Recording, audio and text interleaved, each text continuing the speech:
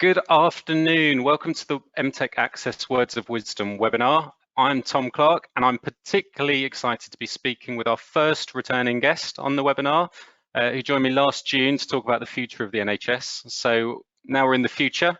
I'm delighted to welcome back Steph Edusei, who is currently the Chief Executive of St Oswald's Hospice in Newcastle, a role that Steph started during the pandemic under very tough circumstances, and will give us a bit of an insight into some of the positive things that have happened there. The hospice provides specialist care for adults, babies, children and young adults across the northeast of England. It takes a proactive approach to integrated care, working with NHS providers across the region.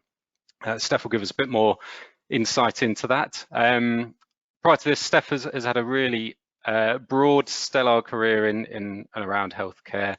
Previously Chief Executive of Tellus North, which hosts Healthwatch Newcastle and Gateshead. She's also held a variety of leadership and operational positions across various different health-based organisations. So Steph is perfectly placed to give us the perspective on personalised care, population health, and how to get the voice of the individual at the centre of the future of integration. So Steph, welcome. Good to have you back. For those, yeah, well, I had to abridge it slightly, but we got there in the end. For those in the audience that didn't see you last time or that don't know you, can you just briefly summarise your organisation and your current role? Yeah, so I am Chief Executive of St Oswald's Hospice, as you say, which is a reasonably large hospice based in Newcastle upon Tyne. We provide a huge range of services, so we have everything from babies through to young adults in our children and young adult service, and that provides a number of different things. So we do respite care for children and young adults with complex needs, and what that means is we tend, because we're a specialist area, we tend to get children who have quite rare conditions and multiple conditions, and we support them through for as long as they need our level of support. Unfortunately, sometimes that means that they do die when they're still within our care, but actually a lot are growing and going off to university and actually getting to the point now that they're 25 and have to leave our service, and that presents huge challenges. It's one of the reasons that we put our young adult service in, was because they just kind of dropped off the edge of a cliff at 18. We do support end-of-life care for children and young adults as well. Fortunately, that's fairly rare because children tend to either are so ill that they die in hospital or they die at home. So it's rarer that we actually have children that die in the unit, but we support them on the run up to their death in a number of occasions. And then our adult service is many and varied. So again, specialist end of care. We do what we call interventional care. We can actually have people in our care for years, and they'll come as outpatients and then gradually come to an inpatient stage. And again, if people want to die at home, we support them to do that. But we do have a number of people who, they and their families just feel more comfortable, their pain is better managed if they're actually with us at the end of their lives. And we have a large lymphedema service as well. And that started really because we were treating cancer patients who had lymphedema. But that's now expanded into a fully commissioned service, and we take lymphedema that's got any cause, and we have an outpatient service, and that's changed dramatically, as you can imagine, under the pandemic, and really starting to make some huge differences to the way that service is delivered, and the impact that we can potentially make. Yeah, fantastic. Thank you, Steph. And I know certainly it's true for me, and possibly in our audience, there might be preconceptions about what hospices are or what they do, or even a lack of understanding. Can you just give us some examples of what you're doing differently and dispel some of those myths around hospices and what hospices are? Yeah, so the first thing I'd say is a hospice is not a sad place. Yes, we do have people who are dying and we have people who die, but actually we're very much about helping people to live and to live lives to the full. So we spend a lot of time working with individuals around what it is that they want. So, for example, we had a relatively young mother who just wanted to make memories for her children, and we arranged to, she wanted to make s'mores actually with her kids. So we arranged to get a fire pit in, and we managed to get all of the stuff, and they went out into the garden in the evening, and they had a really nice family evening. We're busy planning Father's Day and all of the things that we're going to do around that. There's normally, in normal times, there's lots of music, there's activity, we have animals that come in. Last year we had, and this year as well, actually, we've had chicks hatching on the children's unit. So it's all about activity and fun and really bringing meaning. We do have a big bereavement service as well, so even once somebody has died, we continue to support the families beyond that in whatever way that they need from us, really. So when I had my interview for the job, yeah, really buzzing, vibrant place. Less so now, but having said that, just this week I walked in the morning and I could hear that they were running a children's music session, and it was great to hear that, you know, all the music going on and everything. And then there was a man in later who, his wife died with us, and he's continuing to get support, and he's preparing for a concert. So he was singing away, lots of swinger music that he was singing, and it's just really nice to be in that kind of really caring, really positive environment.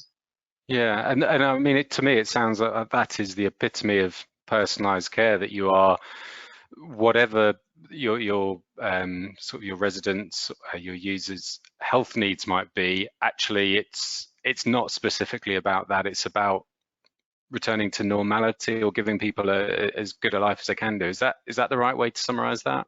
Yeah, it is. It's all about actually, what do you want to do? What is it that you want to achieve? How is it that you want to spend the rest of your life? And how can we make it happen? So very, very personalised, regardless of background. One of the discussions we're having is, because we're called St. Oswald's, people think that you have to be Christian, it's going to be run by nuns. Couldn't be further than the truth, really. So yeah, we just really try to understand what's right for that individual and make sure they get the care and the experiences that they want.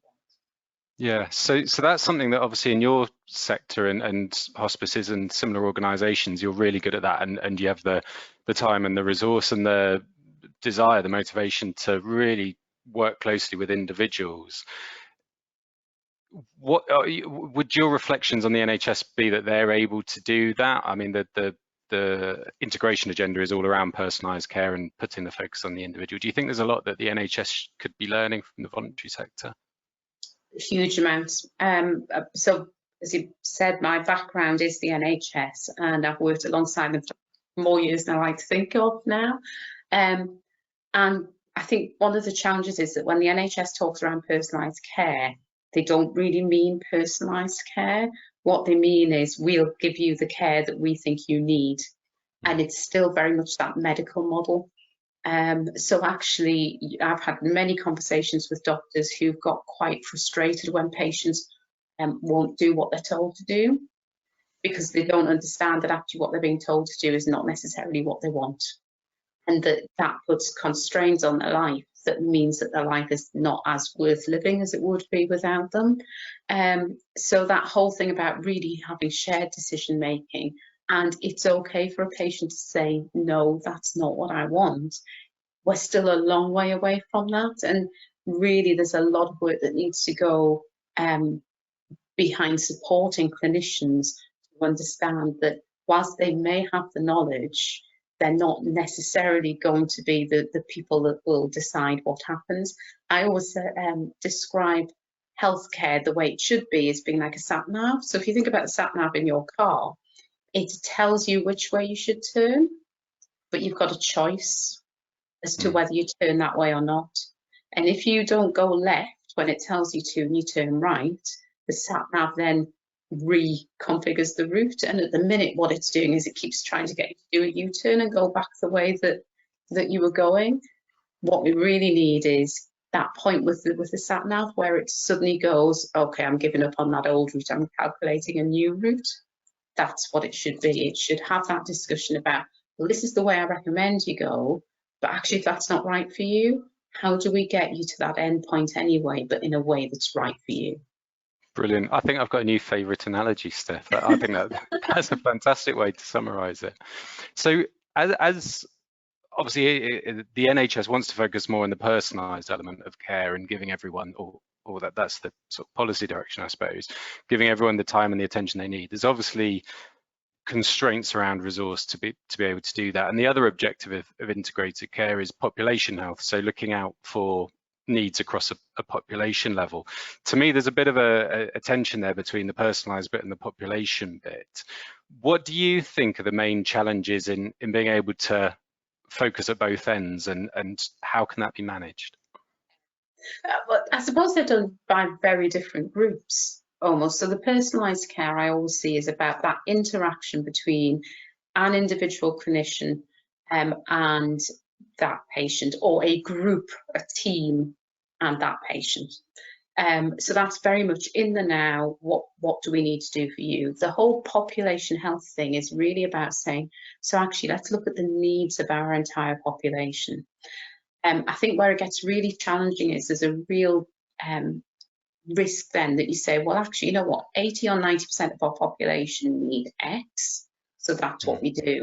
And the problem with that is it's the 10 or 20% that actually are the complex people who will end up using the service to quite an extent.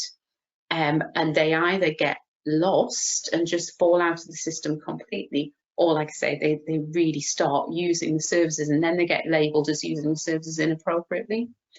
So the real challenge, I think, on a population health basis is really understanding that population to quite a complex level and designing the 80% for the 80%, but making sure that you have that special approach and service for the people that will find that difficult. Certainly when I was in Healthwatch, a lot of the work that we did was around when somebody didn't fit that box. So there was something that just meant that whatever was the normal route wasn't right for them. And they would then just get, computer says no, and they'd just get rejected from the system. And that's when things started to go wrong and people started to get upset and angry, complaining and all that type of thing, because computer had said no, because the computer algorithm's not set up for them and their particular services. And they weren't able to flex, because I think a lot of us, we can, we go, all right, well, it's not perfect, but I can handle that, I can cope with that. But this 20% tend not to be able to change and flex. Yeah, okay, and that's a really interesting perspective, and I'm thinking that for that group that you're talking about, that they're often found almost by exception late on in the process, so they haven't fitted anything else, and therefore they're left, and that in itself is probably detrimental. That through that process they've their condition may have worsened, or they may have encountered further problems that have become challenges. How can you hear their voices, find them, whatever it might be, earlier on to capture their, to understand the challenges and be able to deliver what they need before it gets too late? And I would say that's where the BCS comes in really, really handy, because quite often the voluntary community sector are working with those people. So they, that's just by the nature of the voluntary community sector, you tend to set up around a need. So actually there will be groups out there that really understand the needs of people who are homeless, or who really understand the needs of deprived working class backgrounds, or of people from Black, Asian, minority ethnic backgrounds, plural, and the very complex nature that they can present. So there's actually reaching out and listening and asking them to talk to their clients and service users to find out, actually, so we're thinking about designing this service or redesigning or reproviding or whatever. What would be the impact on that client group is the right way to go? And unfortunately, what quite a lot of the time the health service has done is it's gone, we're going to change something, come and tell us what you think. And not surprisingly, the people that come and tell us are the people who would use the service anyway, because they're the ones that can engage with that. So you tend to get lots of replication of the same thing, and the same people get left out all the time.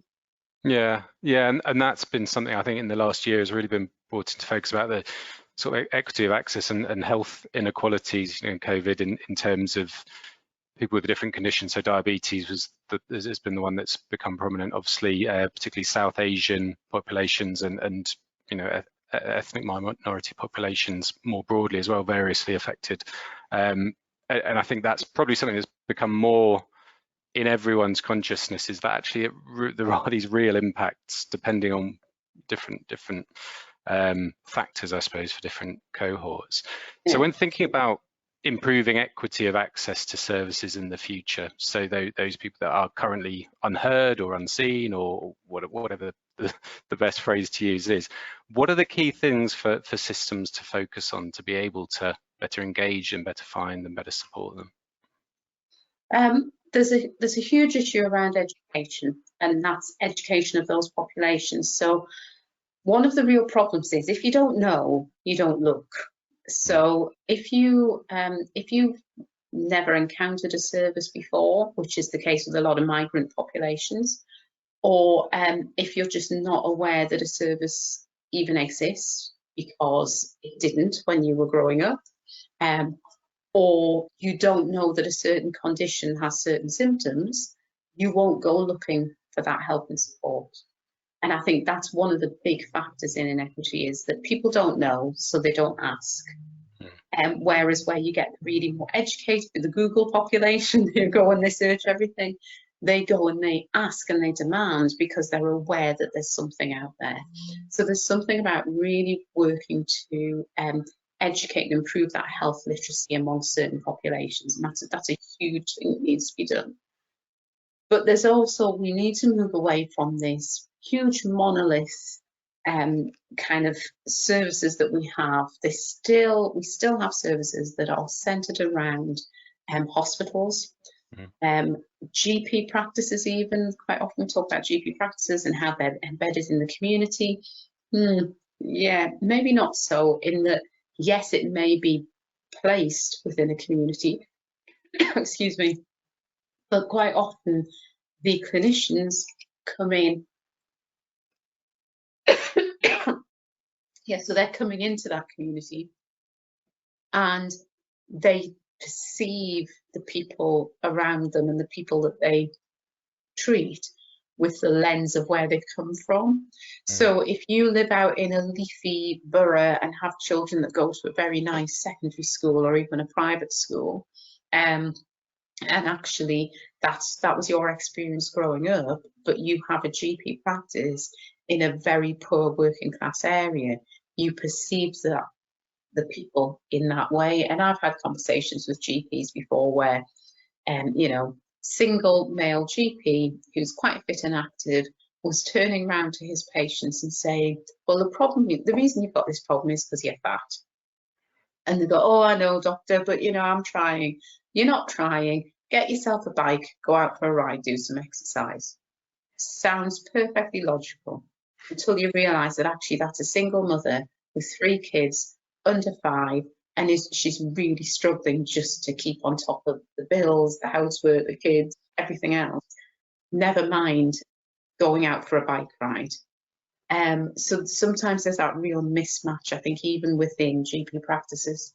So it's really about breaking things down, bringing in far more diverse roles and practitioners. I think it's one of the areas where social prescribing, if it was taken to quite an extreme where people who were being prescribed to were actually coming into the practices and working out of the practices, and therefore all of the practice staff then got to learn more about the communities that they were in, I think that could make a massive difference. But yeah, definitely, hospitals are fantastic. I've worked in them, and I love hospitals just as a place to observe life. But but you know what? They are places where you go when you're broken. And you go, hopefully you're fixed, and then you should be moved on as quickly as possible. And we still don't have that. We still have an element of, actually, it's the point of first resort for a lot of people. And we still have some clinicians who are really reluctant to go out of hospitals to deliver services. It's still about, you've got to come to us. Might be one of the things that's changed with COVID and some of that remote practice that's taken place. So it'll be interesting to see how things change over the next year with that one. Yeah, absolutely. Yeah, and I think we're all hoping there will be a bit of a shift. But that idea of the hospital as somewhere you go when you're broken, just jumps out at me. That I wonder if, you know, and interested in your view on whether maybe there are people that think they're broken when they're not, or there are people who don't know when they're broken effectively. So I'm thinking of people that are at home with, you know, conditions or complaints, and they're just sucking it up and getting on with it because they, you know, they don't know any different. Or there's those people who are maybe in a very difficult situation, whatever it might be, and see all this stuff going wrong and think I must be broken because everything's wrong, therefore I'm going to go and seek things out, when actually a little bit of support in a different way might be the solution for them. Yeah, and I think, yes, you're right, we get both. I think that first thing about the people who think they're broken when they're not, I think it's more that one of the things I've found quite often is that people need some help. They just, and if you speak to them, they'll say, I just need somebody to help me, but they're not getting the help that they need. So quite often, and this happens with GPs as well, quite often what they need is they need help with their housing, but they can't get help with their housing. So they then get down, so they're depressed, nobody will listen to them, they end up at hospital or they end up with the GPs. Yeah. And it's kind of, I've actually heard words coming out of people's mouths. I've tried, I can't get any help, so I thought I'd come here because once I'm here, somebody's got to do something. So in A&E departments, back in my old job in Healthwatch, we did 48 hours in A&E doing a survey with people, and it was fascinating just listening to people and having conversations with them and things like that. And the amount of people that would just, I don't know where else to go. I just need help. I need help and I need reassurance. So I think sometimes a lot of people are labelled as, oh, they're a bit feckless, you know, they're just turning up, but it's because there's nothing else. And if they knew there was something else, they'd probably use it. Because nobody wants to go to A&E at 3 o'clock on a Saturday morning and sit around 5 hours. That's not fun, especially not when you've got Newcastle and all the time, you know. It's not just an entertaining place to be, but it's not a fun place to be. So that's not a choice anybody makes. It's because they're scared, they're desperate. There's a whole range of things.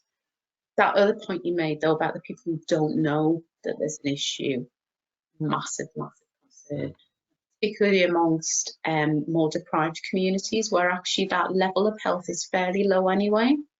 It's something, I live in southeast Northumberland, and it's we still have kind of the legacy of coal mining and heavy industry up here.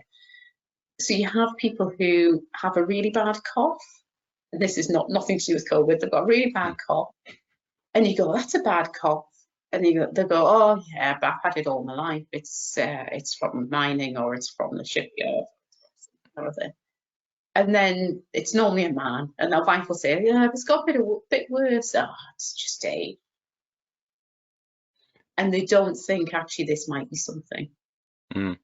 So many times we find that people just don't realise, or they're scared because they think, actually, well, if I have got lung cancer, I'm going to die. And unfortunately, up here in the northeast, that's pretty true at the minute because lung cancer is diagnosed so late, because people don't go to get it diagnosed, that actually, you kind of got, the prognosis is poor. So yeah, there's a lot of fear in there, but actually there's a lot of people just don't know. They don't know what the symptoms are. They think it's normal. They go, oh, well, everybody around here's got whatever. So they just think that's just the way things are. And one of the things I have found, people talk about expectations of the general public and how they're very demanding and things. I've found a lot of people don't ask enough. They settle. And this is not just old people. Once a doctor says to them, yeah, well, this is the problem and you just need to go away and put up with it, they go away and they put up with it. And And then, you know, you have a conversation with them and you go, no, you shouldn't be putting up with that. You shouldn't be practicing. So yeah, actually, there's a fair proportion of people are not demanding enough. So yeah, we have a lot of conversations around you know, hidden burden of disease or unmet need, and various different ways to categorize the same problem, where there are people out there with conditions who are not accessing the healthcare services that we'd expect them to, or that maybe might benefit them. So what I'm taking from you is that it's not just a case of we haven't done the audit, we haven't found the people, but actually even when you've engaged with them, there are societal, cultural, whatever it might, all these various different problems that might then impact on how and why they're accessing or not accessing care. Yeah, and actually diabetes is a really good one. So really high prevalence amongst Black, African descent people and Southeast Asians. You talk to somebody in those communities who lives within kind of high density of those communities, and you say to them, you know what, you're pre-diabetic? They'll go, yeah. Because why wouldn't they be? Because everybody that they know is. Yeah. That's just what happens. There's not a recognition of actually this is something that's preventable, because everybody that we know, or most people that we know, are this. And it's something actually, if you look at obesity, so that has become kind of, it happens when you get older, you put on a bit of weight, and the amount of people, because I'm getting to a certain age, the amount of people who say, mind, when you hit the menopause, you lose that figure. It's an expectation. It's that kind of, oh, you know, you'll get fat when you get old. Or particularly with women, when you have kids, you'll put on weight. So then actually being overweight becomes the norm, and you can't do anything about it because you're a mother, or you're menopausal, or you're over 50 or whatever. So that's across almost the whole of society, I think. But yeah, there is that kind of, that's just the way things are. Fatalism, I think. Yeah, absolutely. Yeah, and that, you know, it becomes an endemic thing, doesn't it? So if we're fast forwarding to a place where we've got a truly equitable health system and everyone's accessing the things that they need at the time they need, what difference would that make? I truly think it would reduce the burden on the health service, because actually what we then have is people who are getting that social intervention that they need. And I never forget talking to somebody, and it was a doctor, who said to me, you know, Steph, I can tell somebody to give up smoking, but if their life's falling apart around them, I'm wasting my time, because they don't want to think about giving up smoking. We need to get their life sorted out. So a lot of what happens in health is actually as a result of that element of things.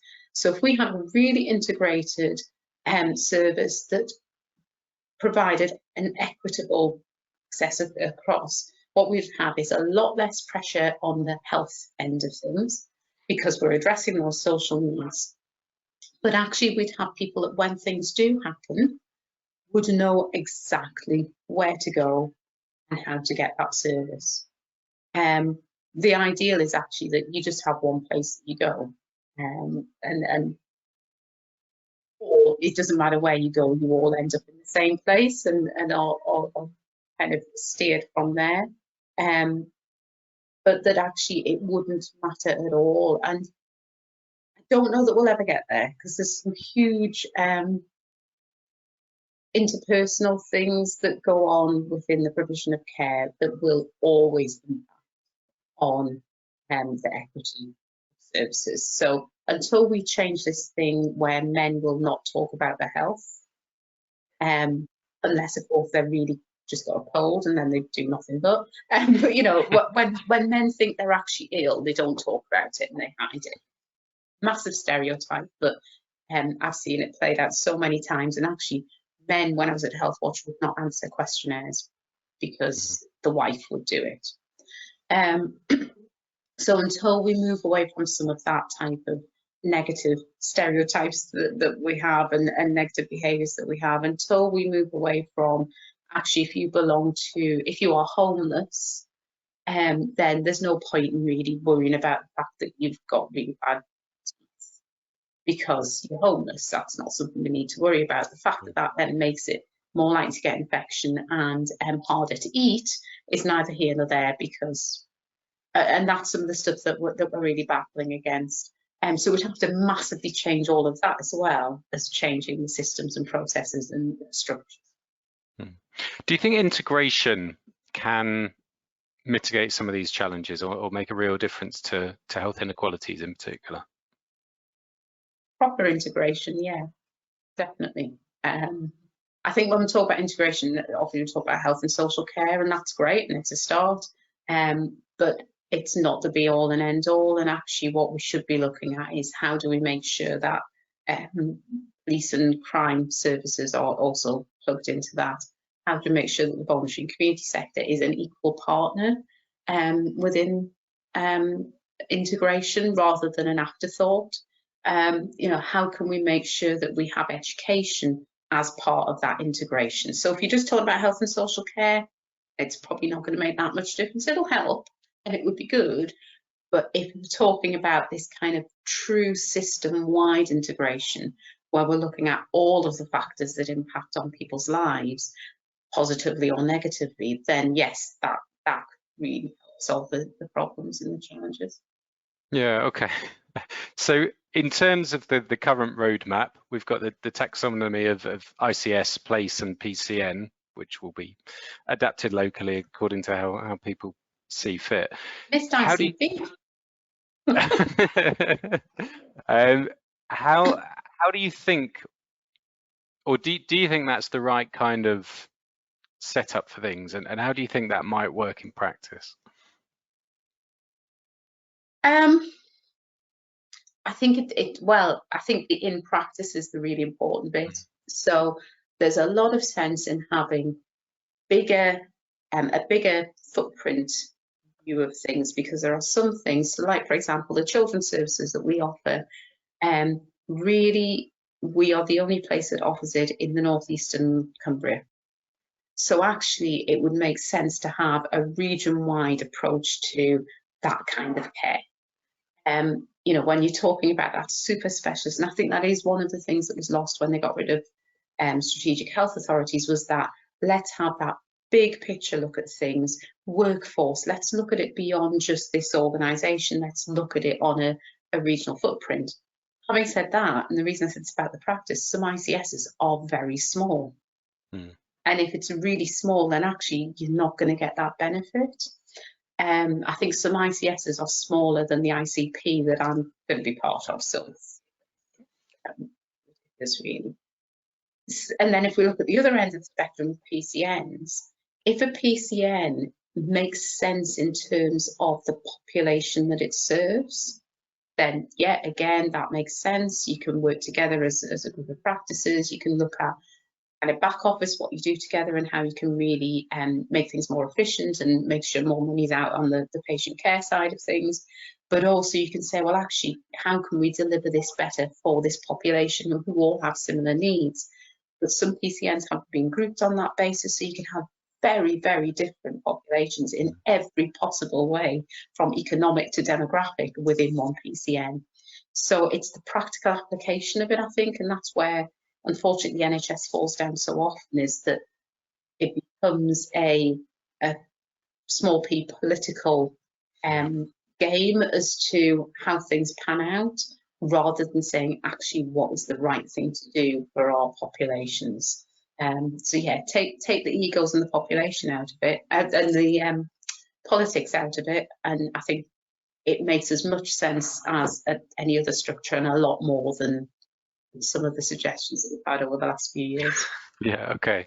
And by design, I suppose, to some degree, there is the ability to vary things according to populations. That's, I suppose, the intention of integrated care. But there's a danger that if things are delegated too much, then we might return to sort of postcode variations, that sort of concept. So I think, particularly given your experience at Healthwatch and everything else that you've done, how do you mitigate that variation or the unwarranted variation? So thinking either between ICSs or even within a single system, you talked about good PCNs versus bad PCNs, or more engaged versus less engaged, however you want to characterize it. What can you do as a system leader to mitigate some of that variation?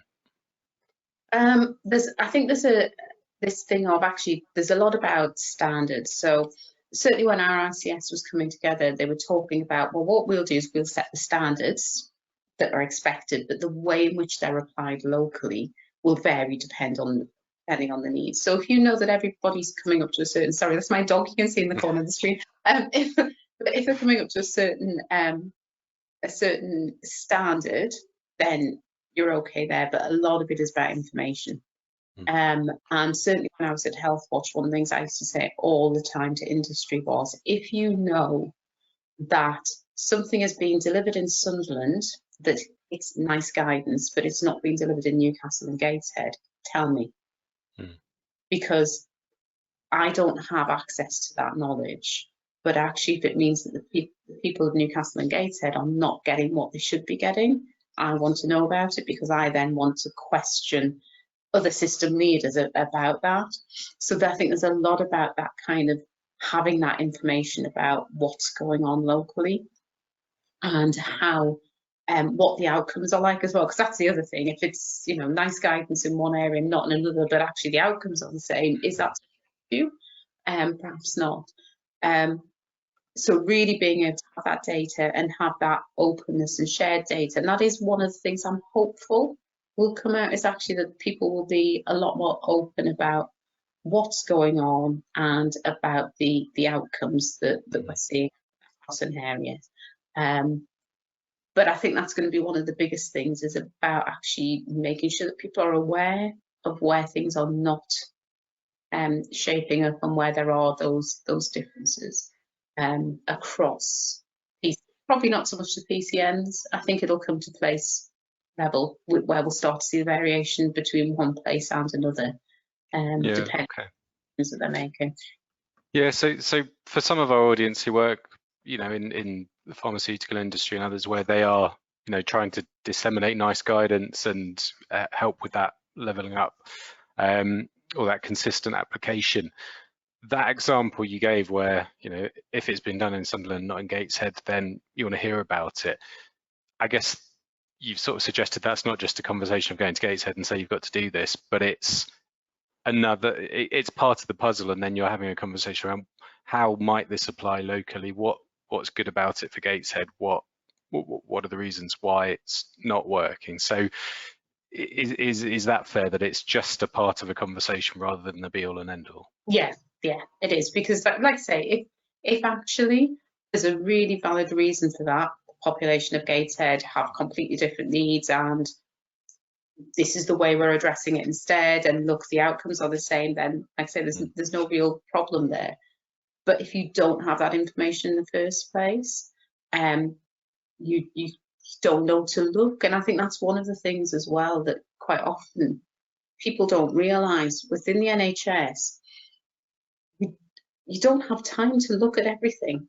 So there are things that are going on that you just don't know. I remember when I was in the ambulance service that we couldn't hit the waiting time target in the response time target rather in Northumberland, and the ambulance service always said, well, it's rural. And then I went to the CCG in Northumberland, and we were looking at ambulance response time, and one of our informatics people did a little bit of wizardry and found out that if we got 8 more cases a year hitting that response time target, then the whole of Northumberland would hit the response time target. And the place where we really needed to get them was South East Northumberland, where most of the people live in the county. So whilst the ambulance service thought we've got to look at the rural areas and we can't, because we can't possibly afford that, actually what they needed to do was put a car in South East Northumberland to hit that target. Now that's about targets, and does that target really matter? I don't know, but it did for the people of Northumberland. They cared about it. So actually there's something about, if you don't know what to look at, you miss so much. And it tends to be the things that do have targets attached to them that get looked at. Yeah. So, or if you're looking at a field where actually there's no cancer involved, it's not something that puts people through or not something that people would think puts people in A&E, then you've got to start highlighting it. It just won't. They haven't got time to have that kind of grasp. Particularly when you're talking to commissioners and things, they don't have the knowledge to be able to, oh, we better look at, I don't know, I'm not a clinician. Yeah, absolutely. Yeah. And you raised the issue of targets, or the subject of targets there. Going into the future NHS, and particularly given your interest and your background, do you think the measures attached with care, provision of care, population health need to change? Yeah, very much so. I mean, one of the ones that we grapple with at the minute is length of stay. So we haven't had it recently, but we frequently have a discussion about length of stay for our patients, and we're told that the length of stay should be 12 days, and our length of stay is longer. And we go, yeah, but that's because you're looking at your average patient. We don't deal with average patients, we deal with specialist patients. And we can get into this whole battle about length of stay and whether it's appropriate or not. But actually, it's a pretty meaningless target, and particularly one from a commissioner's perspective. So there's lots of targets out there that just, they force you into really quite absurd practice sometimes. So if we were going to say, well, we're going to focus on that length of stay, we'd be discharging people who would then come straight back because their pain wasn't manageable. And actually, we'd be giving them exactly what we don't want to give them, which would be rubbish care. So I think there needs to be a huge look at some of those levers and targets that the NHS in particular has, and really look at, well, do they actually do what we want them to do? I know that the things like the A&E waiting time target and things are reviewing them, because actually, yeah, it did a lot of good, but it also has a lot of problems with it, and it did lead to some practice that probably wasn't in the best interest of anybody. But my fear is that it'll just be replaced by something else that's equally as bad. I'd love to see us moving more towards outcome targets rather than input targets. We have lots of, how quickly did you get the bum on the seat, not did you then sort the bum out when it was on the seat. And I think we need far more of that, because that's what's really important. You know, people would much rather wait an extra week and get it sorted than getting quickly, bounce out, come back again, bounce out, and that happens. Yeah, and I suppose outcome and experience measures are more typically associated with voluntary sector, charitable organisations. In terms of how that links up, sort of patient experience measures and outcomes, those sorts of things, with what the NHS is trying to measure, how well does your data link up? Do you have access to NHS data? Do they have access to yours? Well, we use System 1, so we can access patient data, and we are having conversations about getting access to the Great North Care Record in our hospice, which would be great from that perspective. But we're not fantastic at sharing data. One of the things that we're looking at actually is just our demographic data, because we don't use similar data sets to the NHS. Now, having seen the NHS data sets, I think theirs are rubbish and we're not going to change. We need to improve ours, not take a step back. But yeah, I don't think that there is that great information sharing. It has got a bit better with social care, but when it comes to the voluntary sector, not so much. There's still that barrier of information governance gets put up. And I think the other thing you have to remember with the voluntary sector is you do have some big organisations like ours that can handle the whole NHS IG toolkit and things like that. But a lot of the voluntary sector organisations are actually quite small, and that's a massive burden and a massive cost to put on a small organisation. So there needs to be a different way to get around that, I think, so that we can make sure that information is shared in a meaningful way, and that we can really start to track these patients through the community into secondary care if that's where they end up, and out again, because it's not happening particularly well at the moment. Yeah, okay. So at the outset, you talked a bit about your lymphedema service, and there's other things that you're doing really well and increasingly doing. Could you give us a couple of examples of ways in which you're influencing service changes locally, and how you go about well, if you start with a couple of examples, and we'll get a bit into the rest of it after that. Well, one of the big things is that everything that we're doing, we're trying to get underpinned by research. So we have set up a research centre, because research in palliative and end-of-life care is just rubbish, and children's palliative and end-of-life care is even more rubbish. So we're trying to really start to do a lot of research around the care and the way that we do things, so that we can kind of have a real evidence base to some of the stuff that hasn't been there in the past. But yeah, and this is some of the stuff that's come about as part of the pandemic, of really starting to look at how we can work very closely with hospitals and help them with some of their problems. So they do have capacity problems. We've had clinicians talking to each other. So our clinicians work very closely with the secondary care clinicians, and recognising that, for example, we have patients who are on weekly blood transfusions who've been going into the hospital, sitting in a not very nice room in a plastic chair for hours having a blood transfusion, and that blood transfusion saves their life. If they don't have it, they will die. They are on that trajectory anyway, but this is prolonging their life.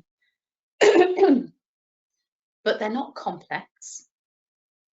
There's nothing about, they're not getting any other intervention from the hospital at the time, they're just getting a blood transfusion. So what we're doing is we're piloting at the moment. We have 10 patients who are coming to capacity that's been freed up because we're not bringing as many people in. They're going into a nice room, a nice chair, they get to look out on the garden, and they're having their blood transfusion there instead. Side benefit of that for the hospital, they've freed up capacity so they can bring in more complex patients that they do need to do stuff with. The patients, though, are coming in and they're really keen and eager to start developing their end-of-life plans because they know they are dying. So it was kind of, they came through the door with, right, I'm in a hospice, I need to talk to you about what's going to happen when I die. And so we were a bit reluctant to open that subject, but no, they jumped straight in. So that's been a real benefit there. And we know that so far, it's only gone a couple of months, but so far going really, really well. There's things like iron transfusion we can do. There's a whole host of different things that we can do that's currently happening in hospital, but actually we have people coming to us, and these are all patients that are end of life. So actually they'd be getting that extra benefit. And it also brings in income for the hospice as well. But it gives us that, we know as a hospice, we miss a whole lot of patients because they're never referred to us for support. And one of the things that we want to do is to, like I say, help people live while they're dying and have the best possible death that they can have. So if this means that we reach more patients and help them to do that, then that's an added bonus for us as well. So it's kind of win-win-win situation. Yeah. So I mean it immediately sort of brings to mind, anything that's an infusion, lots of patients who maybe cancer patients or complex, you mentioned rare diseases as well, all of these where there's lots of high cost interventions as it is, and through integration, systems are going to want to reduce costs around that, particularly if there's certain elements that are fixed in there. So that's a really strong message, I suppose, that actually there's a whole world out there of hospices and probably lots of other types of organizations that are kind of ready-made to be part of that solution. Yeah. How do you go about initiating that change? Is that the NHS has come to you? Is it you going to the NHS? And what do you need to start doing those things? Inevitably, it's us going to the NHS, particularly locally. I think what other areas where there's been real capacity problems within hospitals during kind of the acute phases of the pandemic, hospices were approached to take patients, and that's helped a little bit there. But actually, it's very much just going, okay, so another example, lymphedema. We know there are a number of patients who are sitting on wards in hospitals who have lymphedema. It's probably been misdiagnosed, it's definitely being miscoded, and it's extending length of stay. And we know length of stay for hospitals is something they do need to get down as a capacity rather than targets. So we're having to go to the hospitals and say, look, we could set something up where we come, we've got some specialists can come in, they can do a ward round, and we can identify patients with lymphedema and start treatment, which will come out sooner. Now, we did try this a few years ago, and it wasn't very well received by the hospital involved. I won't name which one it was, because it was kind of like, well, you might make us look bad. But actually, we've seen a real change now in that people are going, that sounds good, actually, that would be useful. But I do think inevitably with the VCS and hospices and the like, at the moment it is still about us going to the NHS. How that may be made easier will depend on the structures that are around things like ICPs and ICSs. If the VCS is involved in that and properly involved in that, that will be a really good place to do it. Actually, and organise things where we say, right, we've got an issue here. This is a challenge for health, or this is a challenge for social care. Let's get everybody metaphorically around the table and work out how we can help that. But at the moment, I'm not sure that that's the way things are being set up. And it's still being seen very much as a who has to be in the room, and we're only going to have the people that have to be rather than the people that maybe should be. Yeah, so, okay. Way to go on that one, I think. And I guess, I mean, that's true across the piece, really, all health and social care organisations. There's still a lot of trust building going on there. Oh. In terms of that piece around you going to the hospital with an idea, what are the big issues for them at the moment? If you walked in the door and said, we can save you money, we can reduce capacity, we can do this, that, the other, what are the things that are really on their priority list? I think almost universally now for hospitals, it's getting out. That's the big pressure. It's what can we get out of here to be delivered somewhere else. Now, whether that's still done under the umbrella of them or whether that's done by somebody else, I don't think matters so much. It's about we need to get this out. And I think there's a huge amount of drivers for that. For some it is capacity, they've got real capacity issues. But actually there's also some national push to get things out of hospitals. Finance is not so much of an issue for many at the moment, but will become that way very soon. And sometimes finance isn't the driver that you think it is, because actually it can mean then that people want to hang on to activity because it gets money coming in. So looking at creative ways in which that can be managed, I think is going to be fairly crucial as well. But the key message that I'm hearing is get stuff out of the hospital. Yeah. Is there anything in there about, I was going to say quality of care, but I'm sure they wouldn't see it that way, but patient experience, I suppose, that if they're that example of the transfusions sitting in the comfy chair looking out of the garden versus a generic ward or a room where it feels very hospital. Are there any considerations around that, or is that not a thing for hospitals at the moment? If you asked it like that, they'd go, oh yes, absolutely. No, it's not. I mean, just on Twitter the other day, there was a secondary care clinician who was saying, I'm really mindful of how busy GPs are and how much it's annoying when you get a letter from a secondary care clinician that says, please follow up X, Y, and Z. So if I asked you to do X test, would that be a problem? And there were all these doctors having this very great discussion about it. And I said, yeah, it really depends on the patient, doesn't it? It might be better for the patient to go to the local GP practice than trundle up to hospital. That comment didn't go down as well as but there is that element of I think we've still got what is best for us as clinicians, what's best for the hospital or the organisation, and actually sometimes what might be best for the patient comes secondary or tertiary. there's still not this, actually this might be just better. And yes, it might mean that it's more difficult or it's more work, but it's just better for that person. And going back to that conversation we had about access and equity and things, if you make it easier for a patient to do the right thing, they'll do it. If you make it hard, they're less likely to do it. So if somebody's got a 3-hour round trip to get a test, they might not get the test. If they're just nipping to their local GP practice that's 5 minutes down the road or whatever, chances are they'll do it. But that doesn't ever seem to be a factor when people are making the decisions. Yeah, absolutely. Yeah, and that again is that thing between what level does it make sense to do that at. For you with your hyper specialist stuff, then some people are going to have that journey. For long-term conditions, everyone's got a GP practice, and that's probably the place to do it. But again, even you're talking about Northumberland and the big areas up there, even that is a challenge sometimes, isn't it? Yeah. So and we're pushing, you know, our lymphedema service, we're really working on pushing that out into communities, delivering from hubs. The pandemic has made us start delivering some of that in people's homes. We're doing training, so we get people in once, we train them how to do the dressings themselves, and then we get remote support from us. So what really made us think about how we can make that care as close to home as possible. But actually, if you need a bed, you're going to have to come in for the bed. And I think that's always going to be the way. There's, you know,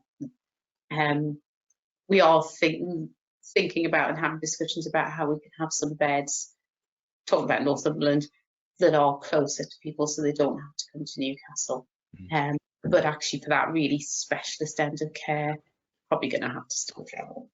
Yeah. So for you, thinking about expanding services like that, what are the challenges for you? Is it money, people, estate, combination?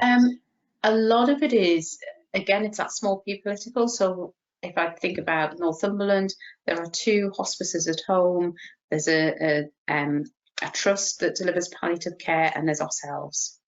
So actually, the ideal is that we all come together and we come up with the best solution for the population together. That's more difficult than us just going in and going, we're going to create a new service, and in we go. So it's the complexity around making sure that all organisations are involved, people don't feel threatened by it, that everybody's giving their best, because we know we're not the best at some things, in the same way the hospital isn't, in the same way that the hospice at home people aren't. So it's about actually what can we all bring to the table, and then we develop the best from that. That needs a level of organisational maturity that not every organisation has. It needs a bit of selflessness, and again, not everybody has that. And normally, if you've got that and you've got that will, you can find a way financially to make things happen. But it's always the people and the politics. Yeah, absolutely. So last question for today, Steph. I don't want to stop, but we're going to have to. I'm afraid. But do you see there's a role for industry to play as a partner to the VCS sector in the development of new ways of delivering care? Yeah, definitely. The word of caution I would say to industry is that a lot of the VCS is very idealist. So if you think a lot of charities and things are set up because something happened to somebody's daughter, or somebody's father or whatever, and it's a very personal, very passionate thing that's been set up, and they're run by very passionate and very idealist people, and therefore the words business and farmer are dirt. So you've got to just be aware of that. Where you find that idealism kind of meets pragmatism is when you're looking at larger charities, because you've moved away from that really, really tight link. I mean, don't get me wrong, we still have it in St. Oswald's, but that really, really tight link with the founding story to that pragmatism of, if we're going to do stuff and we're going to make things happen, we've got to be open to things. So definitely working with some of those larger charities and organisations to look at what can be done, how services can be improved, even just things like how the data that is sitting within industry could help look at where services could be more targeted would be really, really great. And things like if things can be done on a kind of pro bono or volunteer type basis, that's a good way in to start looking at, we've got this data, we'd really like to share it with you, would like to help you look at how you can improve that aspect of the service. That type of thing is probably going to be more welcome. But it's an area that really hasn't been tapped into much at all.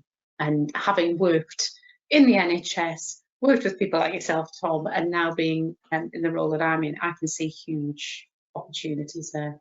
Yeah, fantastic. Thank you so much, Steph. We're going to have to leave it there, I'm afraid. It's always incredibly affirming speaking with you. So thank you. It's a good way for everyone to end the week, I think. So thank you, everyone at home, for tuning in again.